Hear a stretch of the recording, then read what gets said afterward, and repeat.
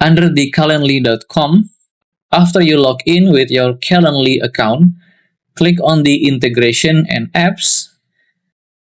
You can then scroll down and search for the Stripe option, while you can also use the search bar for it.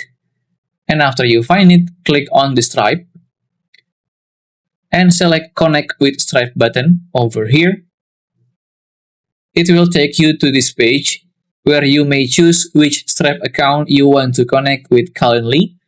After that, hit the Connect button. When you successfully connected with Stripe, you want to go back again to Scheduling and head to Event Types. You can then choose any event or meeting that you want to sell. This sidebar then will appear, and you want to click on More Options button at the bottom right and select the payment option.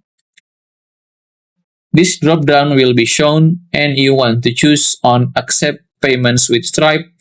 Set the pricing for your meeting.